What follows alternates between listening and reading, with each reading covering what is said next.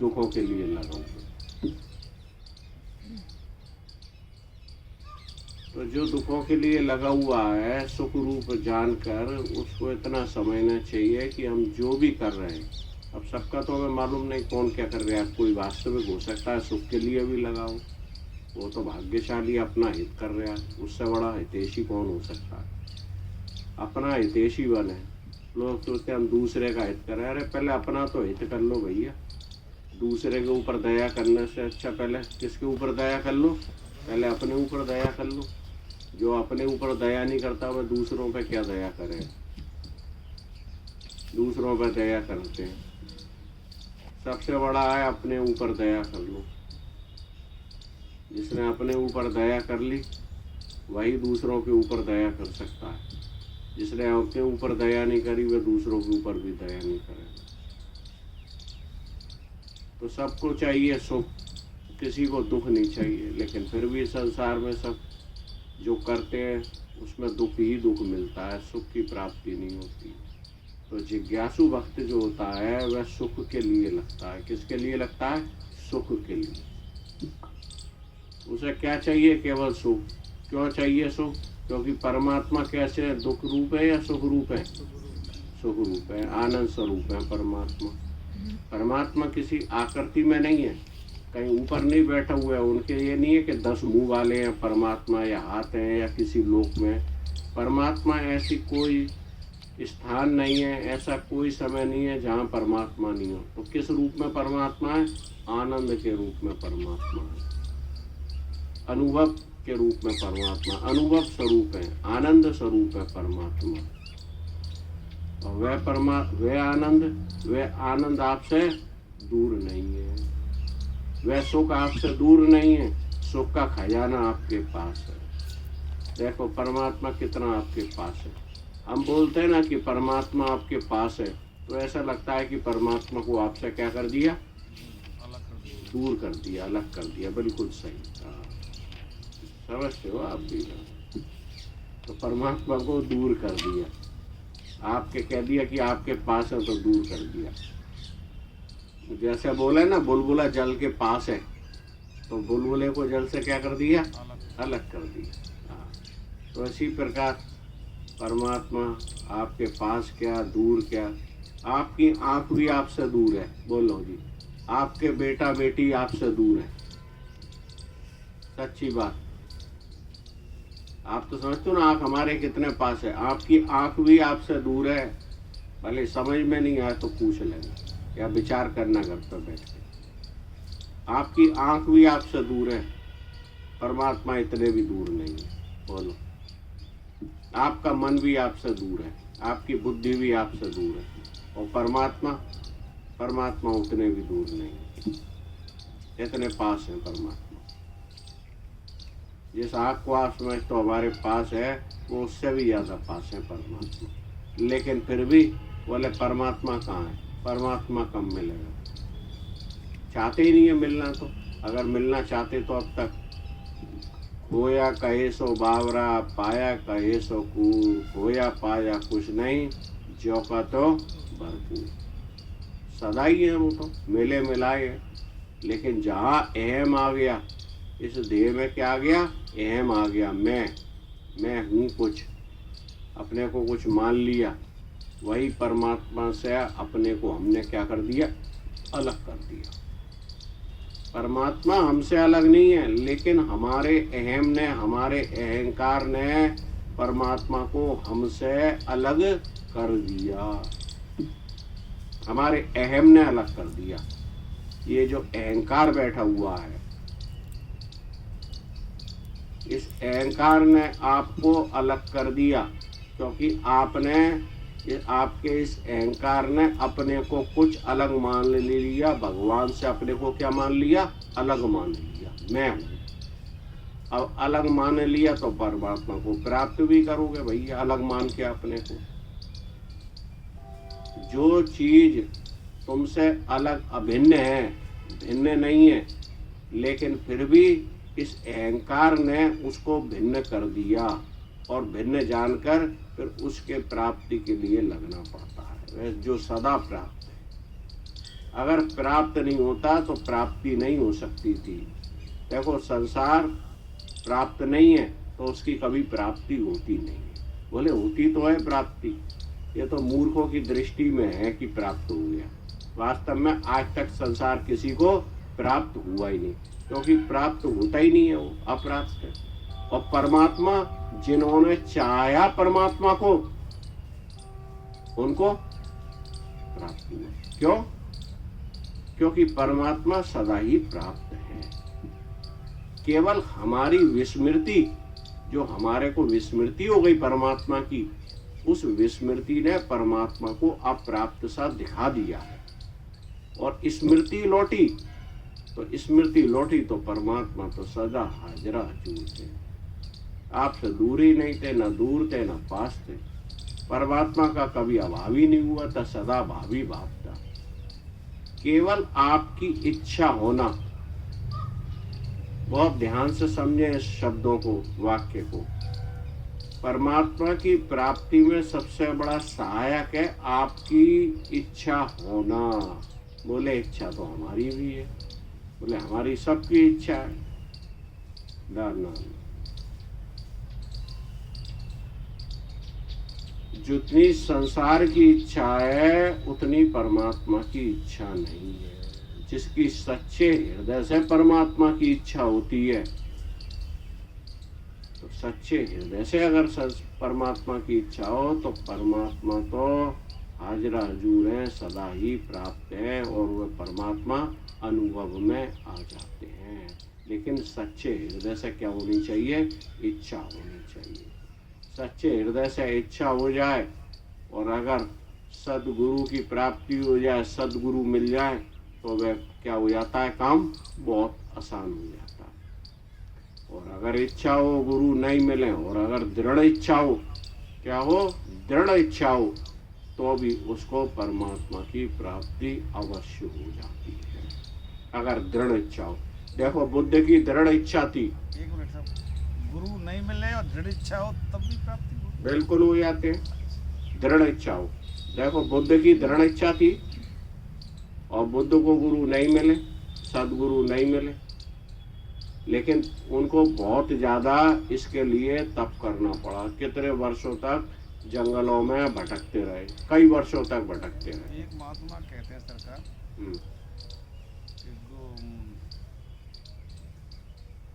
कहते हैं गुरु बिना गुरु के मतलब वो नहीं मिलता, ऐसे है कुछ, मुझे याद नहीं है, मैंने कहीं सुना। बिल्कुल सही बात है कि बिना गुरु के भगवत प्राप्ति नहीं होती है। लेकिन अगर कोई तड़प रहा हो परमात्मा के लिए, क्या हो रहा हो? जिसकी तड़प इतनी बढ़ गई हो, जिसको परमात्मा के सिवा कुछ चाहिए नहीं, ना खाने में इच्छा, ना पीने की इच्छा, ना देखने की इच्छा, ना राज्य की इच्छा, कोई इच्छा नहीं, तो ऐसा व्यक्ति जब होता है, इतनी छटपटाहट होती है। सुनो, बुद्ध जो थे, कई जन्मों की साधना होती है, ऐसी साधना है जो बिना गुरु के कई जन्मों की क्या होती है? साधना होती है, क्योंकि ये एक जन्म का काम नहीं है, कई जन्मों का है। तो बुद्ध जो थे बहुत जन्मों से लगे हुए थे, तो अंतिम जन्म जब आया बुद्ध का, तो विवाह हो गया, बच्चा भी हो गया, लेकिन जब वृद्ध को देखा, बीमार को देखा और शब को देखा, तो लगा कि आखिर संसार क्या, बोले एक दिन मैं भी वृद्ध हो जाऊंगा, मैं भी बीमार होऊंगा, और अंत में मेरी भी मृत्यु आएगी। तो इतना विचार आया, बोले यही संसार है। एक दिन बोले सब राज्य सब मृत्यु के साथ साथ सब नष्ट हो जाएगा, जितना भी जो राज्य है। शरीर के नाश होने से क्या रहेगा? राज्य, ना पत्नी, ना राज्य, ना पुत्र, कुछ भी नहीं रहेगा। तो ऐसा विचार आया, तो बोले आखिर सत्य क्या है? आखिर कुछ सत्य भी तो होगा, ये तो सब मिटने वाला है, मृत्यु के साथ साथ सब समाप्त हो जाएगा। तो बोले ठीक है, पिता को बिना बताए हुए रात में निकल गए खोज में। किसकी खोज में? गुरु की खोज में निकल गए। बुद्ध निकल गए। तो बुद्ध को गुरु तो कई मिले, किसी ने बताया कि जल पे रहो इतने महीने, किसी ने बताया फलाने फलों पे रहो, किसी ने कहा उपवास करो, ये करो, मेरे गुरु मिले। लेकिन बुद्ध को कोई सदगुरु नहीं मिला। अगर सदगुरु मिल जाते तो फिर क्या था भगवत प्राप्ति में, क्योंकि सदगुरु से कहते हैं जो जागृत महापुरुष है, जो पहले से जाग गए। सब घट बेरा साइया खाली, घटना कोई बलिहारी व घट की जा घट प्रगट हुई। तो सदगुरु मिल जाते फिर बुद्ध को जंगलों में भटकने की क्या आवश्यकता थी। लेकिन बुद्ध की यात्रा चलती रही, जो जैसा बताता गया गुरु वैसे बुद्ध चलते रहे। तो कई वर्ष बीत गए थे बुद्ध को, 1 नहीं 2 नहीं 3 नहीं 4 नहीं 5 नहीं 6 वर्ष, जैसा सुनते हैं, जैसा किताबों में लिखा हुआ है उस प्रकार से। तो 6 वर्ष के बाद बीतने पर भी बुद्ध और शरीर की तो ये हालत हो गई थी, बिल्कुल केवल हड्डियां दिखती थी, मांस का पता ही नहीं था बुद्ध के शरीर पे। एक दिन नदी के किनारे पानी पी रहे थे और बुद्ध का इतना कमजोर थे, दुर्बल हो चुके थे, शरीर बहने लगा। तो बड़ी मुश्किल से पेड़ को पकड़ के किनारे आए, और किनारे आए बड़े ही निराश हो चुके थे। बोले संसार में तो सुख था ही नहीं, और बोले अध्यात्म में भी परमात्मा की अभी तक प्राप्ति नहीं हुई, यहाँ भी ऐसा ही है। इतने समय हो गया भटकते भटकते, कुछ मिला नहीं। कहते हैं कि बुद्ध एकदम टूट चुके थे, एक बड़ के पेड़ के नीचे बैठ गए बुद्ध। अब ना पाने की इच्छा थी ना कुछ इच्छा थी, बिल्कुल शांत हो गए। जो उनकी वृत्तियां थी, वृत्तियां भी शांत हो गई। जो अहंकार था, जिस अहंकार से अब वो परमात्मा की प्राप्ति चाहते थे, क्योंकि परमात्मा की प्राप्ति भी कौन चाहता है? अहंकार चाहता है, वो भी अहंकार चाहता है। वो जो अहंकार था वो भी अब शिथिल पड़ गया था, शांत हो गया था वो भी। अब जैसे शांत हुए, बुद्ध बैठे हुए थे, और बैठते बैठते अचानक निर्विकल्प होके अपने स्वरूप का क्या हो गया, उनको तुरंत बोध हो गया। चित्त जड़ ग्रंथि का नाश हुआ, और अपने स्वरूप में जो शुद्ध अहम है, किसमें? शुद्ध अहम में, जो कि वृत्तियों से परे है। एक होती है वृत्तियां, संसार में लोग किसमें बहते हैं? मनोराग चलता रहता है उनका, फुरनों में बहते रहते हैं। उनको पता ही नहीं है फुरने भी हमसे अलग है, फुरनों में बह रहे हैं। पूरे संसार का ये हाल है, किसमें बह रहे हैं? सब फुरनों में बह रहे हैं, अपना पता ही नहीं है उनको। तो बुद्ध सिद्धार्थ से क्या हो गए? बुद्धत्व को प्राप्त हो गए। फुरनों से अलग जो अपना स्वरूप था उसमें स्थित हो गए, जान गए। और जीवन में तप तो था ही, तप था, वैराग्य था, सब मनोनाश हो गया, वासनाएं नाश हो गई। अगर वासना नाश नहीं होती, मनोनाश नहीं होता, तो कैसे भटकते जंगल में? क्यों जी? तो पूर्ण इच्छा थी परमात्मा की, तो उनको कुछ करना ही नहीं था कि मनोनाश करना हो, वासना नाश करना हो। अगर ये सब होते तो परमात्मा मिलते ही नहीं। तो इस तरह से बुद्ध को भगवत प्राप्ति, आपकी दृढ़ लगन है, आपकी छटपटाहट है। तो अगर आप एकांत में जाकर अगर भगवत प्राप्ति के लिए केवल लगे आते हैं, लगे रहते हैं सालों साल, तो आपको बिना गुरु के भी भगवत प्राप्ति हो जाती है। लेकिन बहुत कठिन है ये मार्ग। कैसा है? बहुत कठिन है। अगर सतगुरु मिल जाए तो फिर भगवत प्राप्ति बहुत ही आसान हो जाती है, बहुत आसान हो जाती है। अगर हमारी इच्छा हो और सदगुरु की प्राप्ति हो जाए, बहुत आसान हो जाती है। तो जिज्ञासु भक्त कहते हैं, जो भगवत प्राप्ति करना चाहता है, सुख को चाहता है, दुखों की निवृत्ति और सुख की प्राप्ति केवल, उसे कहते हैं जिज्ञासु भक्त। यही वास्तविक समझ है, क्योंकि संसार में सबने अपनी समझ को क्या कर रखा है? उठा कर रख लिया है। जो अपना नहीं है उसको अपना मानते हैं, और जो अपना है उसकी तरफ संसार में अधिकतर लोगों का ध्यान ही नहीं है। जो अपना नहीं है उसको अपना मानना चाहिए, और जो अपना है उसकी तरफ ध्यान देना चाहिए, नहीं देना चाहिए? क्यों जी? जो अपना है यही समझ नहीं है कि अपना क्या है और पराया क्या है। आप देखो, अभी तो कह दोगे, आप भी व्यवहार में जाते हो तो जो अपना है उसकी विस्मृति हो जाती है, उसका ख्याल ही नहीं आता है। और जो अपना नहीं है उसको हम क्या मान लेते हैं? अपना मान लेते हैं। ये सबसे बड़ी आपकी क्या है, सबसे बड़ी भूल है। अगर ये भूल आप सुधार लो ना, तो आपके जीवन में क्रांति आ जाए कि अपना क्या है और अपना क्या नहीं है। पहले ये काफ़ी समय से बता रहे हो, और हम तो ये भी बताते थे कि एक भले आप पेज लो, एक पेपर होता है ना, एक पेपर लो और उस पेपर पे बीच में लाइन खींचो और एक ऊपर हेडिंग लिखो दो, अपना क्या है, दूसरे में लिखो अपना क्या नहीं है। एक में अपना क्या है, दूसरे में अपना क्या नहीं है, और पहले लिखो अपना क्या नहीं है। अब अपना क्या नहीं है में क्या क्या आएगा बताओ जी। अब उसमें वो लिखना है जो अब तक अपना मानते आए हैं और वो अपना है नहीं, उसमें क्या क्या अपना आएगा। अब सबसे पहले शरीर ही आता है ऐसा जो अपना नहीं है। हाँ ठीक है, लेकिन बिना शरीर के हम प्राप्ति नहीं कर सकते भगवान। वो तो साधन है ना। शरीर देखो, अगर आपको कहीं जाना है, अमेरिका जाना है ना, उसके लिए हवाई जहाज नहीं चाहिए। बिना हवाई जहाज के कैसे पहुंच जाओगे। भगवत प्राप्ति करनी है, परमात्मा की प्राप्ति करनी है। अब देखो एक बात सुनो, अमेरिका जाना है तो साइकिल पे चले जाओगे हैं? साइकिल पे तो नहीं जा पाओगे, स्कूटर पे नहीं, वो तो हवाई जहाज ही चाहिए। हवाई जहाज ही चाहिए।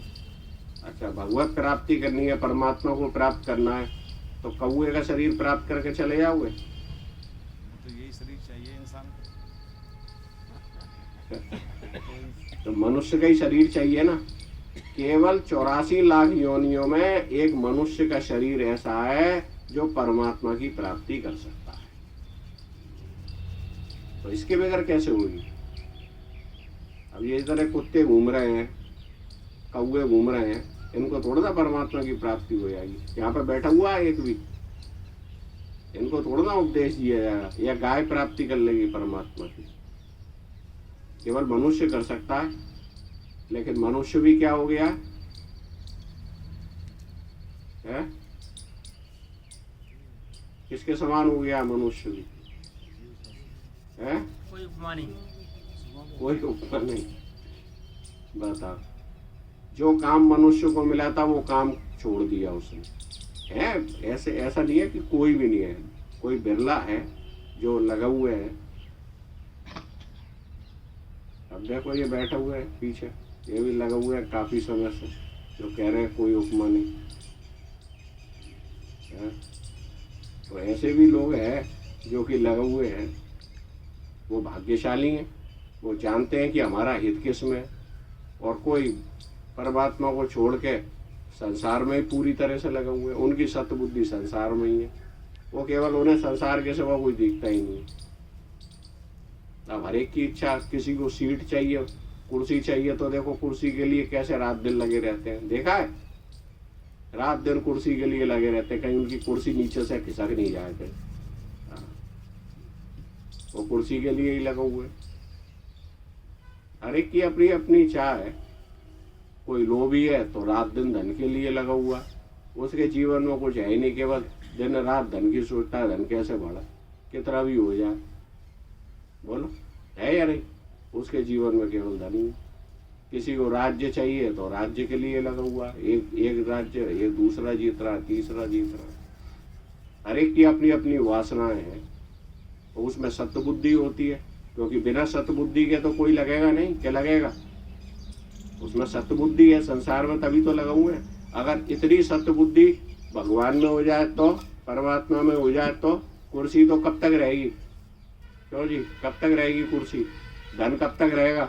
अगर इतनी सत्बुद्धि परमात्मा हो जाए, तो परमात्मा तो सदा मिला हुए हैं, परमात्मा तो आज तक आपसे अलग हुए ही नहीं,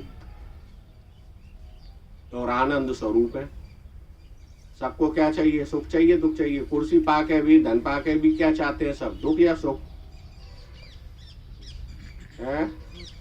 सभी सुख चाहते हैं ना, धन पाके भी सुखी हो जाए, कुर्सी पाके सुख हो जाए, राज्य पाके सुखी हो जाए, और जबकि फिर भी सुख का आभास होता है शरीर के साथ साथ। जब मिटने को होता है तो यही जो सुख के साधन थे आपको दुख रूप हो जाते हैं, नहीं हो जाते हैं दुख रूप।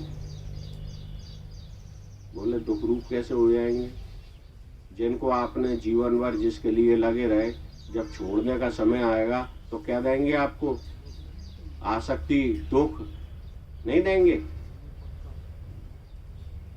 लेकिन परमात्मा को जो लग गया पाने के लिए, भगवान को जो जिसने चाहा भगवान को सच्चे हृदय से,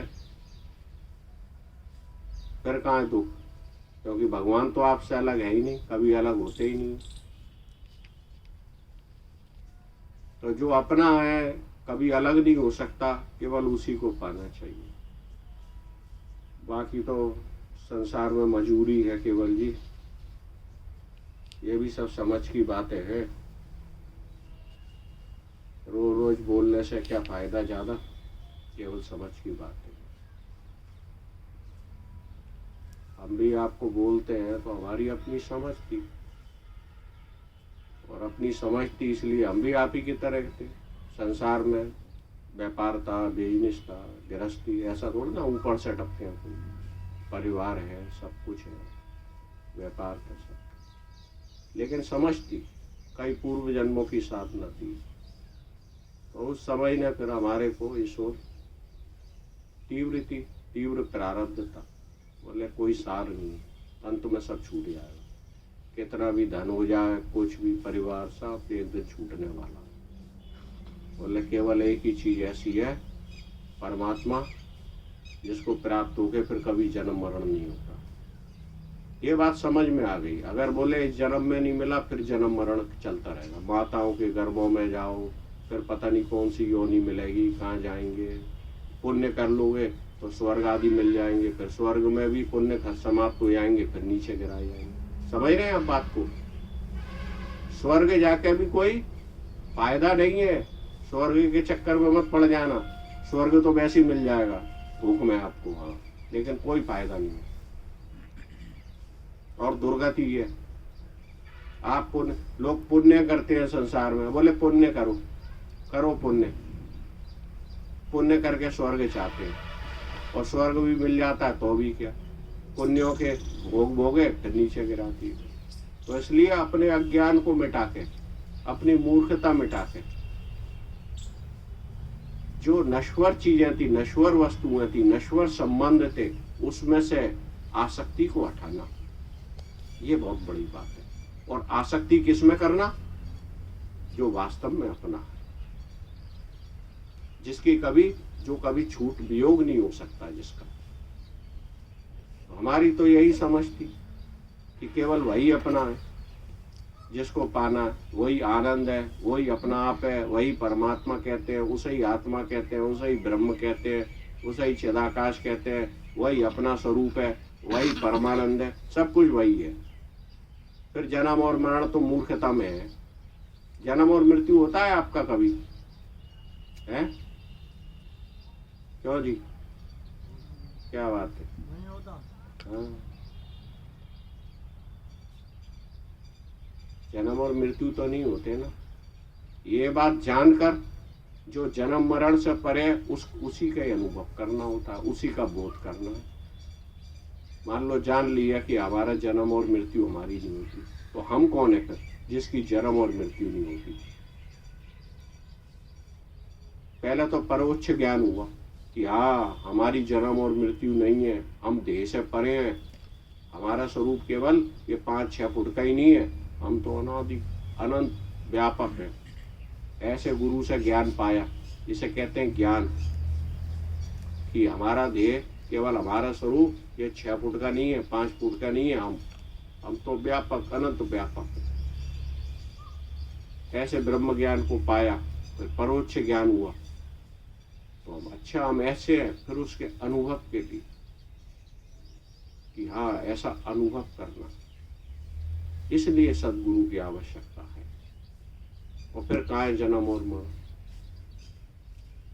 जैसे घड़ा होता है ना, घड़ा, अब घड़े में आकाश के कारण उसे क्या कह देते हैं? घटाकाश।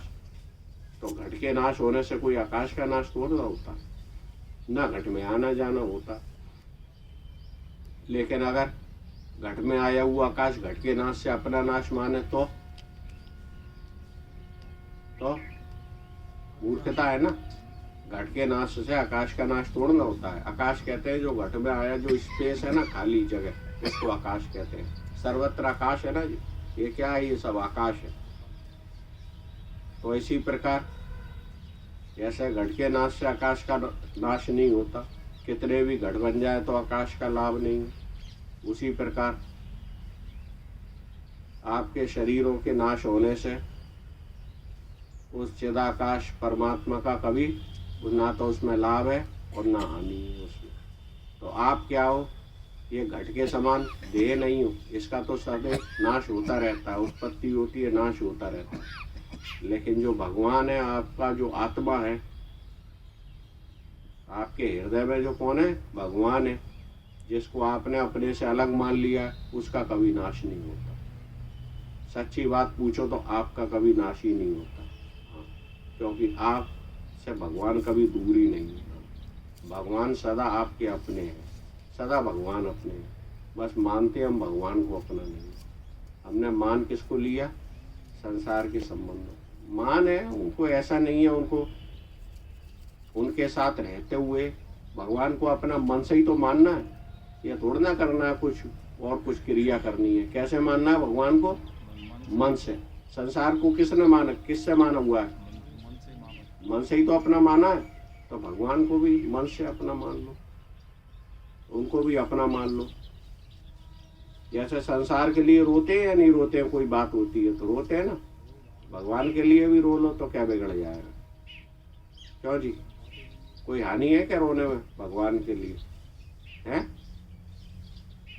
अब अपना मानोगे तभी तो रोगे कि देख तू सदा से अपना है, फिर भी आज तक नहीं मिला मेरे को।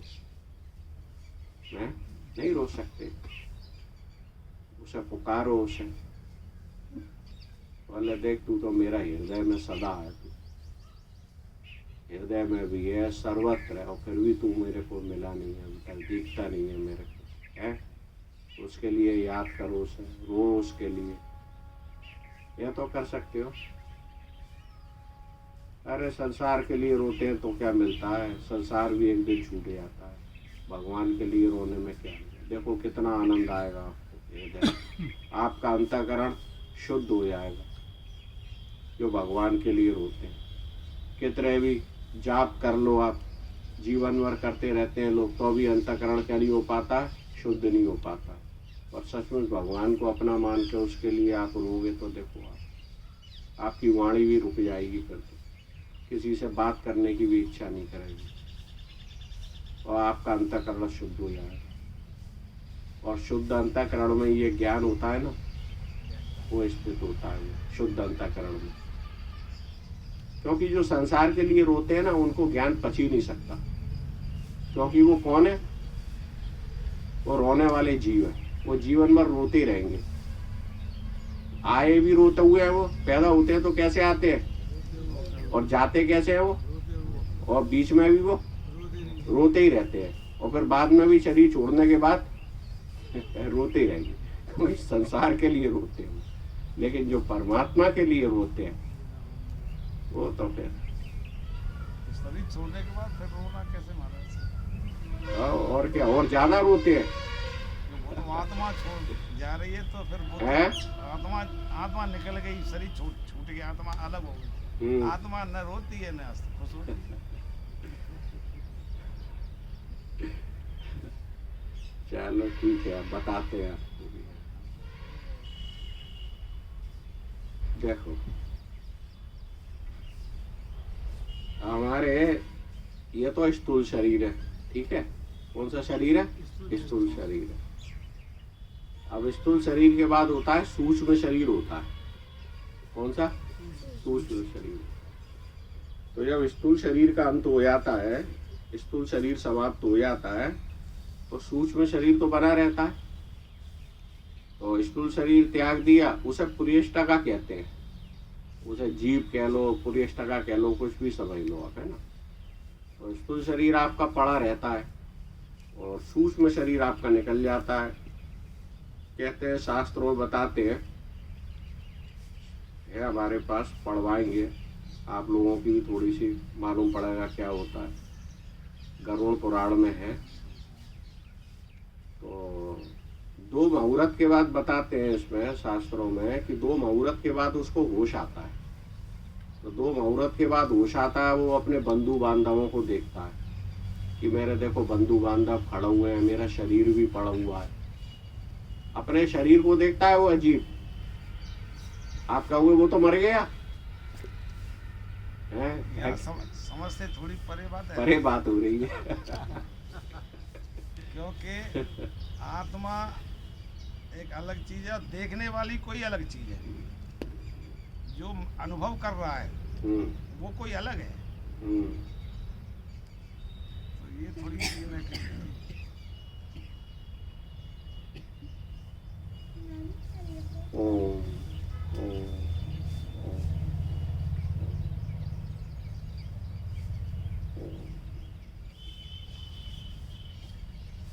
अच्छा देखो, जैसे सपना देखते हो, सपना देखते हैं और सपना तो सत्य होता नहीं है फिर भी दिखता है।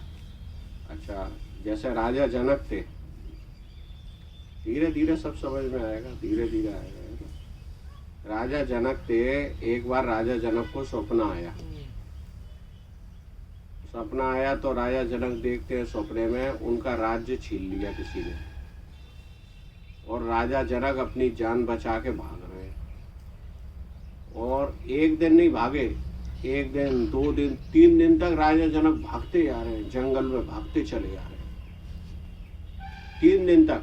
सपना टूटा नहीं, 3 दिन हो गए, 3 दिन तक भागते रहे जी। एक ही रात में, एक मतलब उतने ही समय में, 3 हाँ उतने 3 रात का सपना, वो उतने समय में 3 रात बीत गई।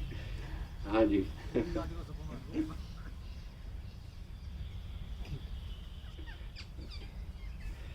तो 3 दिन तक भागते रहे। अब 3 दिन में कितनी भूख प्यास लगेगी, क्यों जी? उस समय तो उसको महसूस हो रहा होगा सपने में, तो हाँ, तो भूख भी लग रही है। भूख के मारे, प्यास के मारे बुरा हाल हो रहा था राजा जनक का। भूखे प्यासे तड़प रहे थे 3 दिन तक, जब भाग रहे हैं तो फिर ये गांव में गए वो। तो गांव में गए तो देखा एक जगह खिचड़ी बैठ रही थी, तो लग गए, वह भी कतार में लाइन में लग गए खिचड़ी की। तो लग गए, जब उनका नंबर आया तब मालूम पड़ा खिचड़ी भी खत्म, खिचड़ी भी खत्म हो गई। अब क्या करें? अब देखा भगोने में, आपने देखा होगा बड़े भगोने होते हैं ना, उसकी साइड में कुर्चन रह जाती है ना, साइड में जमुई रह जाती है। तो राजा जनक ने क्या करा, एक दोना लिया और कलछी से वो साइड में से जो खिचड़ी थी ना, उसी से ही अपना दोना भर लिया। चलो, अब जैसे ही खाने को हुए तो ही किसी पक्षी ने आया, मारा, और वो खिचड़ी भी गिर गई या ले गया, वो जो भी है। अब राजा जनक तो वो भूखे मारे 3 दिन तो वैसे ही हो गए थे, राज्य छिन गया और खिचड़ी भी जो मिली वो भी छिन गई। और वो चिल्ला उठे एकदम, इतना दुख आया, इतना दुख आया, दुख के मारे वो भयंकर रूप से चिल्लाए।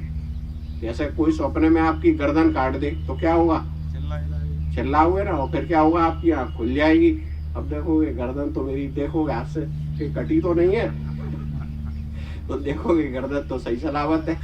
नहीं देखोगे कि देखोगे कि नहीं देखोगे? अगर कोई गर्दन काट दे सपने में तो देखता है आदमी जगने के बाद कि कहीं गर्दन कट तो राजा जनक भी चिल्ला उठे इसी प्रकार है। अब उठे राजा जनक तो पूरे पसीनों से तरबतर हो गए थे, पूरे पसीनों से भीग रहे, क्योंकि सपना ही ऐसा था। और समय हुआ, राज दरबार लगता था, दरबार लगा उस दिन, और राजा जनक आए दरबार में और अपने जो सपना देखा था उसका सारा हाल उन्होंने कह सुनाया। बड़े बड़े विद्वान बैठे हुए थे राज दरबार में, राजा के बड़े बड़े विद्वान थे बैठे हुए थे, पूरे एक लाइन इधर और एक लाइन इधर, और सबको बताया, बोले ऐसे ऐसे मेरे को सपना आया। तो राजा जनक ने कहा कि बोले ये सत्य है या वो सपना सत्य था? अब बात को ध्यान से समझना। अब जो जानते हैं वो तो खैर समझ ही रहे हैं, अब जो नहीं जानते हैं उनके लिए है, और जो जानते हैं वो अपनी जानकारी अपने पास ही रखें बस, इससे आगे तो बढ़ते नहीं है, बस वो जानकारियां ही रख लेते हैं। हाँ, अब जो नहीं जानते हैं, जिन्होंने नहीं सुना है वो सुने। क्यों? क्या पता वही आगे बढ़ जाए और वो पीछे रह जाए कछुए की तरह, और वो आगे बढ़ जाए नहीं खरगोश की तरह पीछे रह जाए अपने जानकारियों के अहंकार में, और जो नहीं जानने वाले थे वो शायद आगे बढ़ जाए। तो पूछे ये सत्य है, सपना सत्य था? वो अपने विद्वानों से पूछते हैं, क्यों जी आपकी दृष्टि में क्या सत्य था, बताओ, चलो आप भी बताओ। हाँ, लगाओ दिमाग लगाओ, क्योंकि भगवान भी देखो ऐसा ही नहीं मिलते, इसमें भी बुद्धि चाहिए। क्या चाहिए? बुद्धि चाहिए। हाँ, समझ चाहिए, समझ। बिना समझ के तो सही भक्ति भी नहीं होती है, भक्ति भी मूर्खता पूर्ण करते रहते हैं, और समझ से जो भक्ति भी करता है ना, वो तो फिर उसकी भक्ति भी परमात्मा को मिला देती है। भक्ति में भी क्या चाहिए? समझ चाहिए, हर चीज में समझ चाहिए। क्या सत्य था? अब राजा जनक पूछ रहे हैं अपने दरबार में, बोले ये सत्य या वो सपना सत्य था? क्या सत्य था बताओ, चलो। दोनों में से कोई सत्य नहीं।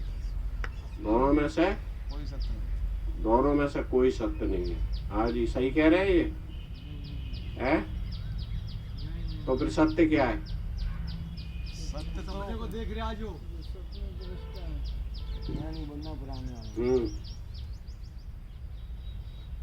सत्य क्या है? सत्य तो इन दोनों से परे है, जो जो आप हमें शिक्षा दे रहे हैं, बता रहे हैं। सत्य तो वो है जो परमात्मा से प्राप्ति हो जाए हमारी। देखो, तो विद्वानों से जो पूछा तो विद्वान बोले कि बोले महाराज वो तो सपना था, झूठा था। बोले ये सत्य है। क्या बोले विद्वान? बोले ये सत्य है, और वो सपना था, वो झूठा था। तो राजा जनक बोले नहीं, मैं इस बात से संतुष्ट नहीं हूं। क्यों नहीं हूं? क्योंकि उस समय तो मुझे वही सत्य दिख रहा था। बोले अब ये सत्य दिख रहा है, और उस समय वो सत्य दिख रहा था। अब वो असत हो गया, उस समय ये असत हो गया था, वो सत हो गया था। अब इस समय वो असत हो गया, ये सत हो गया। तो मैं कैसे मान लूं ये सत्य? उस समय तो वो भाग रहे थे, उस समय वो सत्य दिखाई दे रहा था। सपने में क्या दिखाई देता है? यू दिखाई देता है, उस समय सत्य लगता है या असत्य लगता है? सत्य लगता है ना। तो बोले उस समय तो मुझे सत्य दिख रहा था। तो बोले इस जवाब से मैं संतुष्ट नहीं। अब राज्य में घोषणा करवाई कि कौन सही जवाब देगा, इस प्रश्न का सही उत्तर कौन देगा।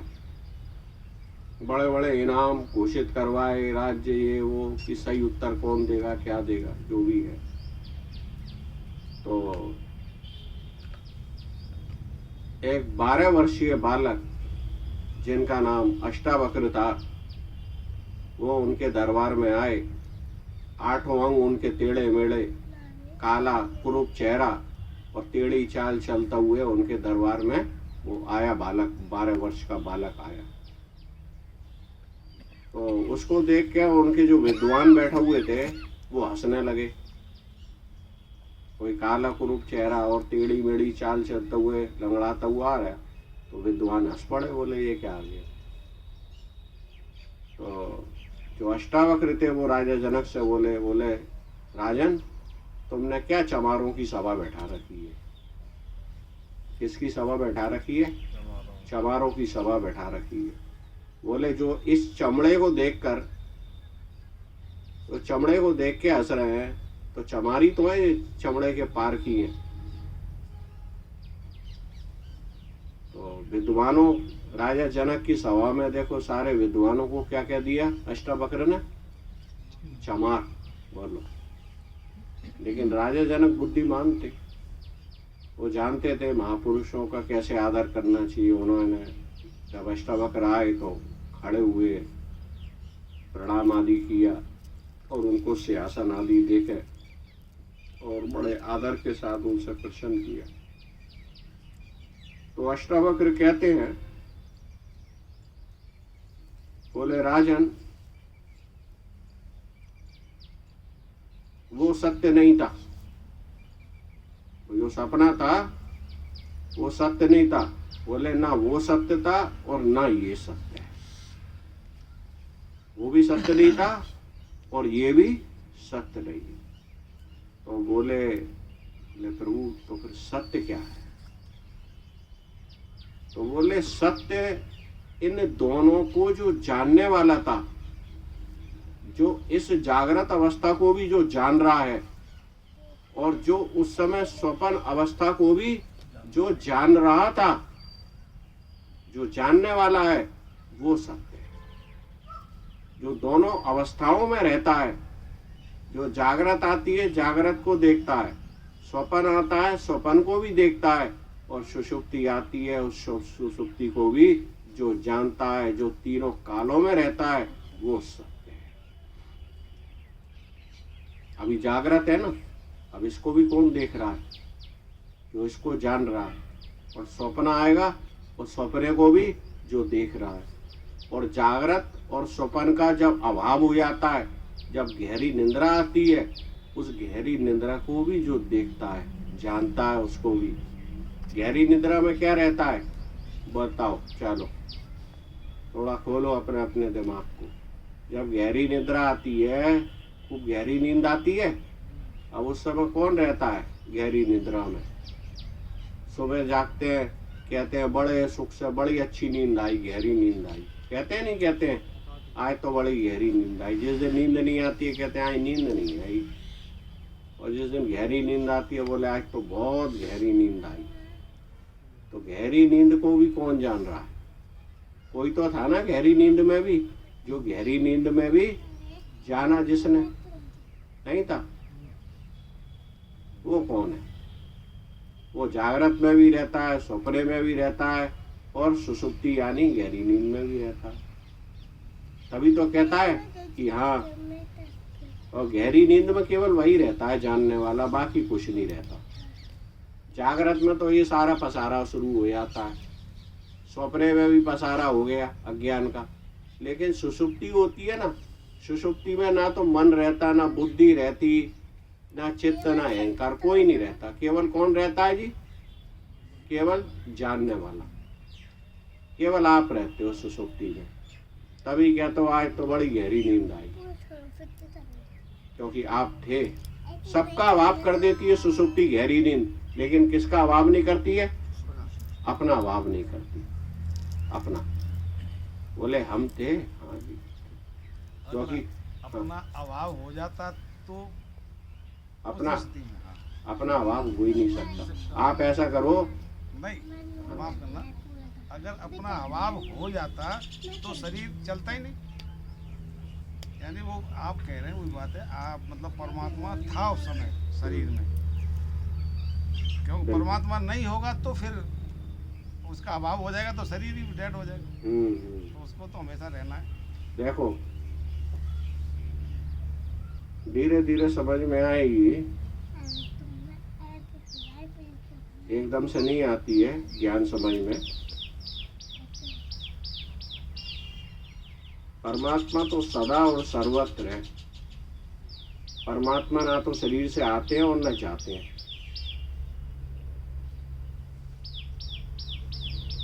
शरीर से ये तो केवल जैसे आकाश है, आकाश सर्वत्र है, इसमें घट बन जाए या नाश हो जाए, आकाश तो है ही।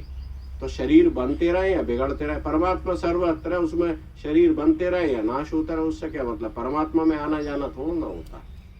ये आना जाना ये तो प्राणों का चक्कर है, प्राणों में होता है। ये तो किसमें होता है? प्राणों में। जो जीव है, जीव में आना जाना है, और वो भी उसने अपनी मूर्खता से कर रखा है, अपने को मान लिया है, परिच्छिन्न मान लिया है। अब अहंकार से उसका आना जाना होता है। परमात्मा में आना जाना नहीं होता, परमात्मा सर्वत्र है।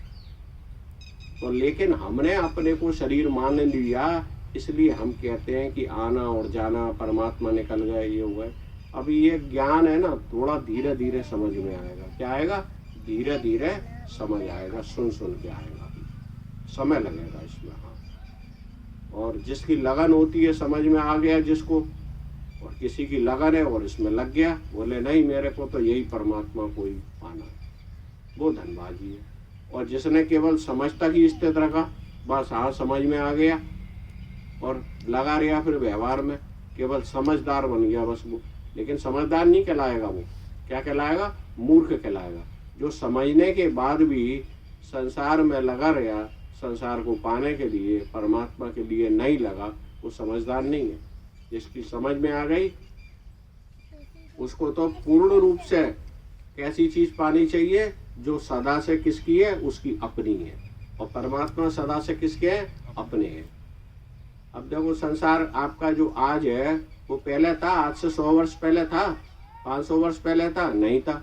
उससे पहले कोई और संबंध थे, कोई और लोग थे, और आज से 100 वर्ष बाद कोई और होंगे, है ना। बदलते रहते हैं ये संबंध, चीज, वस्तुएं, लेकिन परमात्मा कभी नहीं बदलते। परमात्मा तो सदा अपने है और अपने से कहीं दूर नहीं है। जैसे बुलबुला जल से भिन्न नहीं है, इसी प्रकार परमात्मा हमसे भिन्न नहीं है, कदापि भिन्न नहीं है परमात्मा।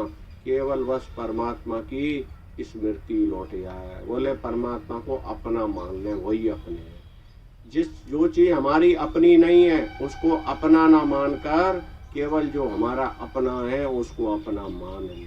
जैसे बताया ना, उस पेपर पे आप लिखो, बोले अपना क्या नहीं है, बोले आपने बोला शरीर अपना नहीं है। जब शरीर अपना नहीं है तो बंधु बांधव वो अपने, वो भी अपने नहीं है।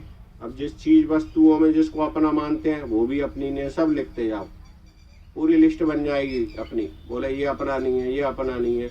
और दूसरी लाइन में क्या है, अपना क्या है, उसमें क्या है, अपने में क्या आएगा, बस एक परमात्मा ही अपना है। तो उसी को अपना मान ले बजाय और चीजों को अपना मानने के, तो इसमें तो अपना कल्याण हो जाता है। लेकिन ऐसा कल्याण करने वाले भी संसार में कोई बिरला होता है। अपना ही कल्याण कोई करना नहीं चाहता, यही तो सबसे बड़ा आश्चर्य है। इसी को तो कहते हैं माया वश कर दीनी काया। कोई अपना ही कल्याण नहीं करना चाहता, सभी जन्म मरण के चक्कर में पड़े रहना चाहते हैं। जन्मों मरो इसी चक्कर में पड़े रहना चाहते हैं। तो इसको क्या कहेंगे, अपने शत्रु कहेंगे, मित्र कहेंगे। अपने ही कौन है, वह शत्रु है। यह जीवात्मा आप ही अपना शत्रु है। अगर अपने कल्याण के लिए लग जाता है परमात्मा के लिए, तो ये जीवात्मा कौन बन जाता है, अपना मित्र बन जाता है, उसका भला हो जाता है। क्योंकि परमात्मा कभी छूटते नहीं है। क्या जाता है परमात्मा को याद करने में, संसार को जीवन भर याद करते रहते हैं तो भी टिकता नहीं है, तो भी छूट जाता है। परमात्मा को याद कर लोगे तो परमात्मा तो कभी छूटेंगे नहीं। जिसने परमात्मा को अपना मान लिया, परमात्मा तो शहंशाहों के भी शहंशाह है, उनको जिसने अपना मान लिया फिर उसका जीवन धन्य हो गया। वो तो फिर क्यों कुत्ते गधे की योनि में जाना पड़ेगा, क्यों बकरा बनना पड़ेगा, क्यों पक्षियों की तरह आवाज़ें निकालनी पड़ेंगी, जिसने परमात्मा को अपना मान लिया। अरे ये भी जो दिख रहे हैं ऊपर आवाज कर रहे हैं, ये भी कभी मनुष्य थे, लेकिन अपने मनुष्य जीवन को इन्होंने व्यर्थ गवा दिया। नहीं लगे परमात्मा की ओर, लगे रहे संसार की ओर। अब कर रहे हैं ची ची मैं कर रहे हैं। अब देखो कर रहे हैं नहीं कर रहे हैं, कोई कीड़े बन के रेंग रहा है, कोई 4 पैर लेके सड़कों पे घूम रहे हैं, आती है गाड़ी और कुचल के चली जाती है। कोई जीवन है ये? इससे अच्छा तो मनुष्य जीवन, मनुष्य शरीर मिला आपको परमात्मा पाने के लिए है, और परमात्मा को भूल के संसार की ओर लगे रहे, और फिर बाद में 4 पैर पूंछ वाले बनो, 6 पैर वाले बनो। अच्छा लगता है तो बहुत अच्छी बात है, लेकिन जो वास्तव में विवेक होता है जिनमें, वो सोचते नहीं हमारे को मनुष्य शरीर, अगर ईश्वर ने मनुष्य शरीर दिया आपको, क्यों दिया है बताओ जी, चलो क्यों दिया ईश्वर ने मनुष्य शरीर, काय के लिए दिया, किस लिए दिया? कोई और क्यों नहीं दे दिया? जैसे इनको मिला चिड़िया का, मक्खी का, आपको मनुष्य का शरीर क्यों मिला बताओ? परमात्मा को पाने के लिए।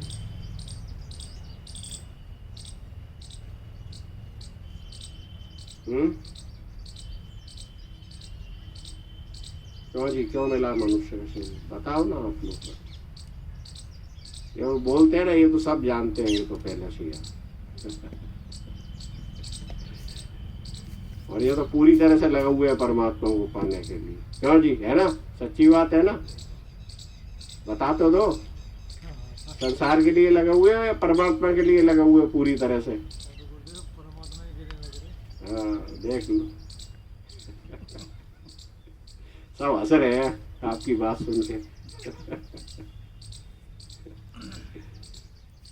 हमारे को वो मनुष्य शरीर मिला वो केवल परमात्मा को पाने के लिए,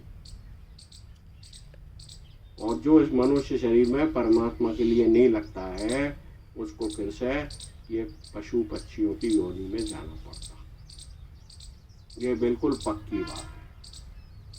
इसलिए आप तो अपनी इच्छा, यही तो सत्संग का लाभ है। बिनु सत्संग ना हुई विवेका। आपके हित की बात बता रहे। सत्संग आपको सहज में मिल रहा है तो ये मतलब नहीं है ये तो वैसे ही मिल रहा है।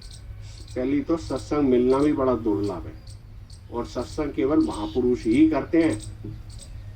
बोले जगह जगह हो रहे, वो सत्संग नहीं है, क्योंकि सत्संग केवल सत का संग, जो सत की बात है, केवल महापुरुष करते हैं, जो जागृत महापुरुष है। केवल आपको परमात्मा की प्राप्ति के लिए ही ये मनुष्य शरीर मिला है, और बड़ा दुर्लभ है। 84 लाख योनियों में सबसे श्रेष्ठ है, सबसे श्रेष्ठ। अगर ये शरीर छूट गया तो फिर मनुष्य शरीर मिलेगा कोई गारंटी नहीं है। फिर कहते हैं, शास्त्रों में बताते हैं, फिर उसको जीव को 84 लाख योनियों में जाना पड़ता है उसको। फिर 84 लाख योनियों के बाद फिर मनुष्य का शरीर मिलता है। अब देखो 84 लाख योनियों के बाद मनुष्य का शरीर मिला और फिर से संसार में लगे रहे, फिर उसके बाद क्या होगा? फिर भाई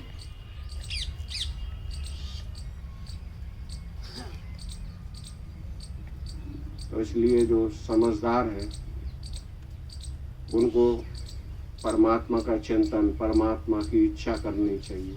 भले थोड़ी थोड़ी करें, धीरे धीरे करें, करना चाहिए, अवश्य करना चाहिए। और आप लोगों का सत्संग में आना इसी बात का संकेत करता है कि आप परमात्मा की ओर लग रहे हैं, और आपकी परमात्मा की क्या है? इच्छा है।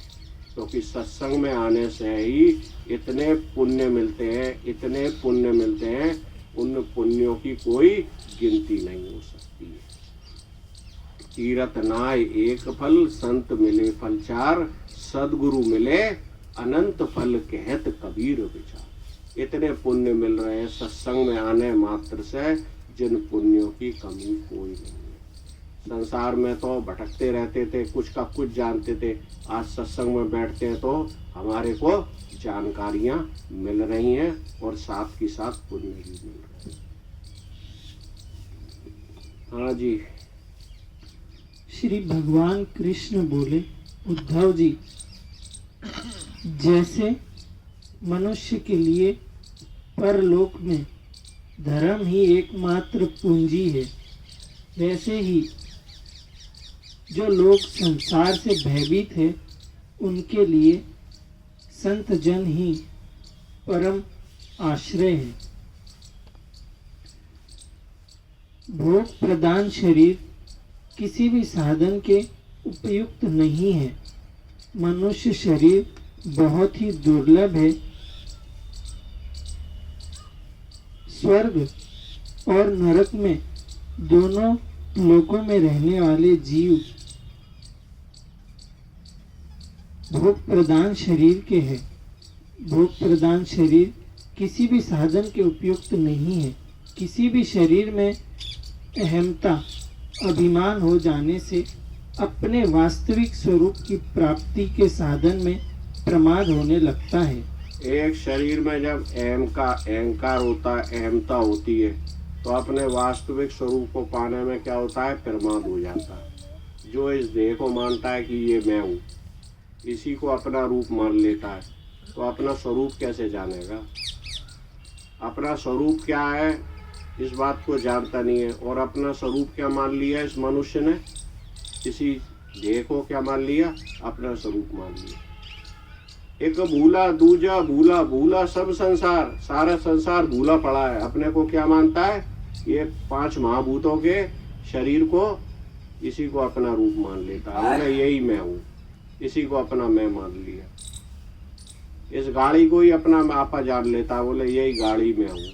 अरे गाड़ी में बैठने वाला गाड़ी थोड़ना हो जाता है जी। इस गाड़ी में कौन बैठा हुआ है? जीव। तो जीव गाड़ी में बैठा तो गाड़ी हो गया क्या? अभी चलो जीव की तो बात ही छोड़ो, अभी तो गाड़ी को ही क्या जानते हैं? मैं जानते हैं, बोले ये गाड़ी में हूँ। बोले गाड़ी हो गया है? गाड़ी से तो भिन्न हो ना। जो जीव बैठा हुआ है वो गाड़ी से सर्वथा असंग है। इस गाड़ी के नाश होने से इसलिए उसका कभी नाश नहीं होता, वो फिर भटकता रहता है वो जीव, क्योंकि उस जीव को अपने स्वरूप का ज्ञान नहीं होने के कारण उसमें आना जाना होता है, क्योंकि उसने अपने को आने जाने वाला मान लिया अपने स्वरूप के अज्ञान के कारण, अपने स्वरूप के प्रमाद के कारण। ओम ओम ओम ओम ओम।